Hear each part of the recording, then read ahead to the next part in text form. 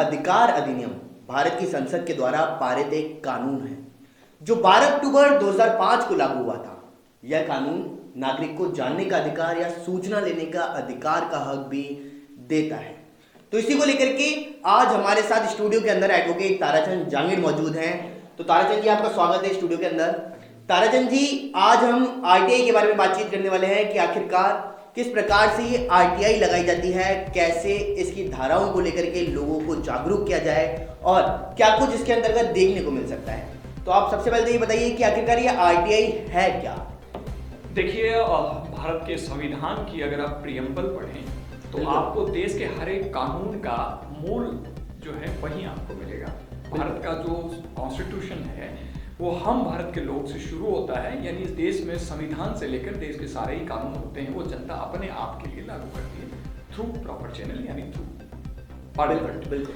RTI act 2005 जब भारत में इस देश में इनेक्ट किया गया था 12 अक्टूबर 2005 में, तो इसकी जो उद्देश्य था वो ये था कि maximum transparency in this system और मैक्सिमम रेस्पॉन्सिबिलिटी ऑफ ब्यूरोक्रेसी और द सिस्टम, ये इस बेसिक उद्देश्य के साथ शुरू किया गया था।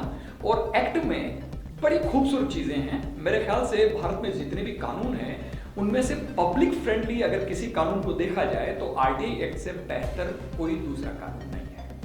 अगर एक बहुत सिंपल आपने जो सवाल रेज किया बड़ा कीमती है कि एक्ट में आपको अगर कोई इंफॉर्मेशन चाहिए जो किसी ब्यूरोक्रेट के पास मौजूद है, किसी पब्लिक सर्वेंट के पास मौजूद है, आप किस तरह से आवेदन लगाएंगे?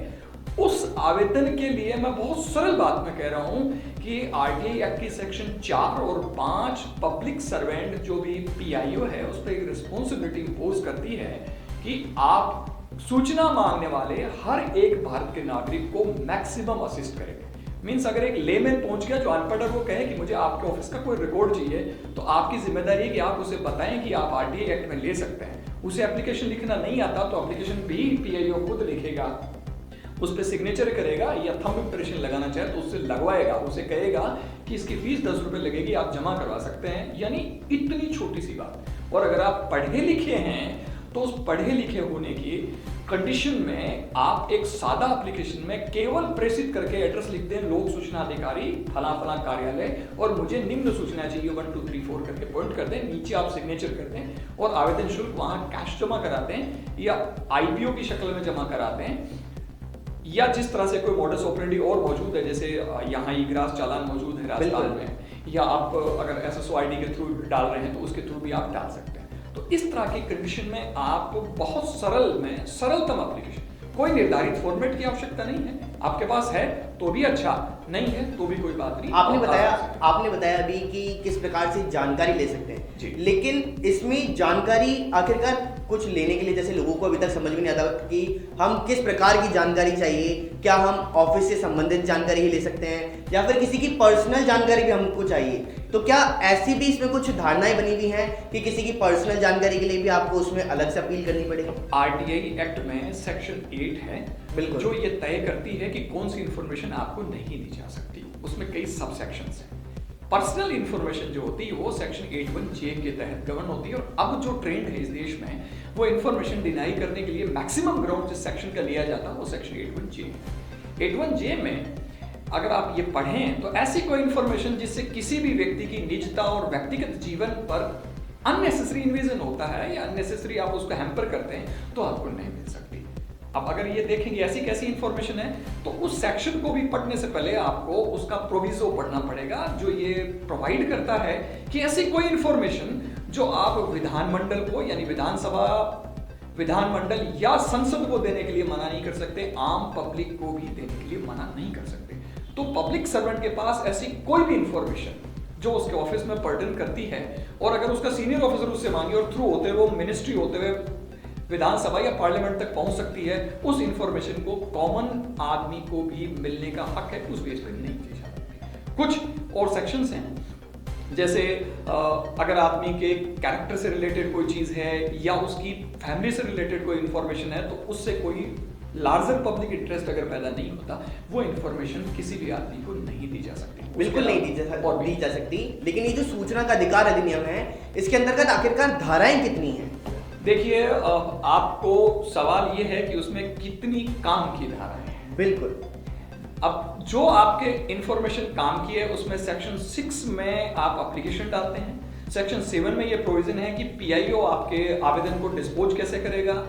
अगर आप उससे अग्रीव्ड हैं डिसीजन से तो सेक्शन 19(1) में आप फर्स्ट अपील करेंगे सेम पीआईओ के सीनियर अधिकारी को जो चैनल बना हुआ है, और अगर उससे भी आप अग्रीव्ड हैं तो सेकंड अपील दायर करेंगे सेक्शन 19(3) में। उसके अलावा बहुत सारे एक्ट में शुरुआत से लेकर उसकी डेफिनेशन से लेकर एंड तक की बहुत सारी धाराएं हैं, उन पर कोई डिस्कस करने का इस वक्त कोई फायदा नहीं। बिल्कुल आपने सही बताया ताराचंद जी, लेकिन देखा जाए तो एक जो आम नागरिक होता है वो आरटीआई की धारा लगाने से पहले ही जो आरटीआई के अंदर किसी की भी इंफॉर्मेशन चाहिए होती है उसके लिए वह घबराता है। तो आप एक स्वच्छ संदेश उनको दीजिए कि आखिरकार इसमें कोई घबराने की बात नहीं है, क्योंकि आपका दिन रात का यही कार्य है कि आप किस प्रकार से अपने कार्य में ज़्यादा प्रबलता दिखाते हैं और आप पूरा कोर्ट वगैरह से लेते संबंधित सभी प्रकार के कार्य करते हैं। तो आप ऐसे ही दर्शकों को जानकारी दीजिए कि इसमें ना तो कोई घबराने की बात है और ना ही इससे कोई नुकसान हो सकता है। मैं आपके चैनल के माध्यम से सारे आपके जो दर्शक हैं उनको एक बहुत छोटी सी बात बताना चाह रहा हूँ। एक्ट में सेक्शन 21 है। बिल्कुल हर एक आरटीए एक्ट को पढ़ने वाले को मैं जहां तक समझता हूं सेक्शन 21 से पढ़ना चाहिए।